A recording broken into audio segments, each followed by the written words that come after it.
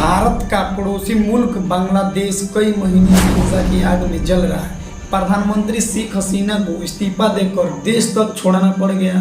ऐसे में सवाल उठता है कि आखिर बांग्लादेश में ऐसा क्या हुआ कि लोगों का गुस्सा इतना फूट गया। बांग्लादेश कई महीनों से जल रहा है, वहाँ हिंसा की आग इतनी फैल गई कि प्रधानमंत्री शेख हसीना को इस्तीफा देना पड़ गया।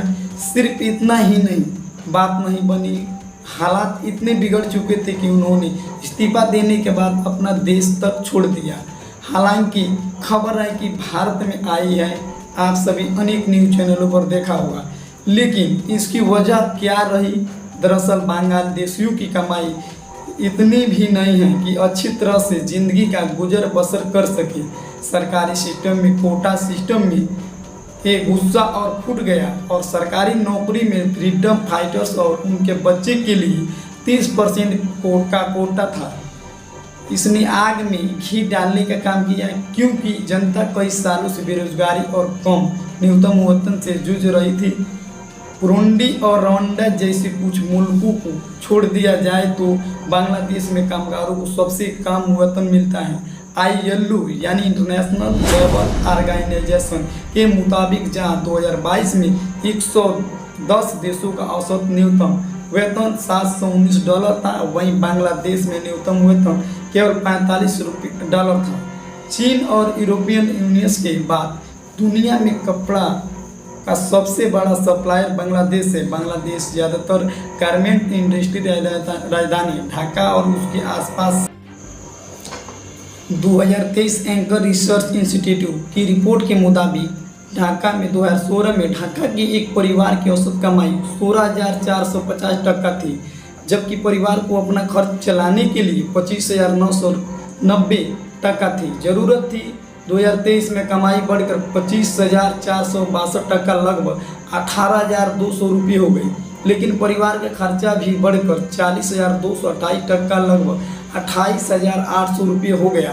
यानी कि बुनियादी ज़रूरतें पूरी करने के लिए जितनी कमाई चाहिए बांग्लादेशी उससे भी 37% कम कमाते हैं।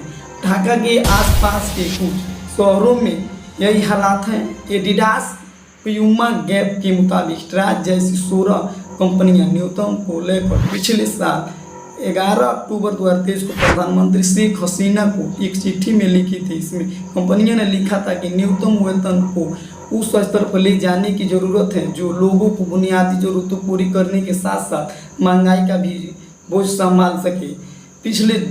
पिछले साल गारमेंट इंडस्ट्री में काम करने वाले कामगारों ने न्यूनतम वेतन 8,000 टका 5,700 रुपये में बढ़ाकर 23,000 टका यानी 16,400 रुपये करने की मांग की थी। फेयर लेबर एसोसिएशन के अनुसार बांग्लादेश में 2018 में न्यूनतम वेतन 8,000 टका है।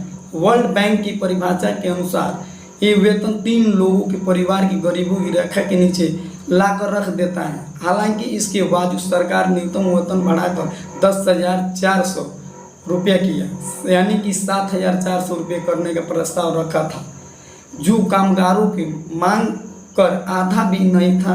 इसी कारण पिछले साल अक्टूबर-नवंबर देश भर में विरोध प्रदर्शन भी हुए। प्रदर्शनों के चलते सरकार ने दिसंबर 2023 में गारमेंट्स इंडस्ट्री में काम करने वाले कामगारों का न्यूनतम वेतन बढ़ाकर 12,500 लगभग 8,900 रुपये कर दिया। रोजमर्रा के खर्चा को पूरा करने की तुलना में मजदूरी कुछ भी नहीं है। कम वेतन तो परेशानी ही है, लेकिन वहाँ की आम जनता आसमान छूती महंगाई से भी परेशान है। 2021 में महंगाई दर 5.5% थी, जो 2022 में बढ़कर 7.7% और 2023 में फिर बढ़कर 9.9% हो गई। देखिए, इतना ही नहीं, नौकरियां न मिलने से परेशानियां और बढ़ गई। बांग्लादेश में 2020 से बेरोजगारी दर 15% से ऊपर मंडरा रही है। अब नतीजा आप सब ने देख लिया है कि इस समय क्या हाल है। बांग्लादेश के देश से शेख हसीना अपना देश छोड़कर इधर उधर भागना पड़ रहा है। आगे देखते हैं कि क्या होता है। जय हिंद, जय भारत।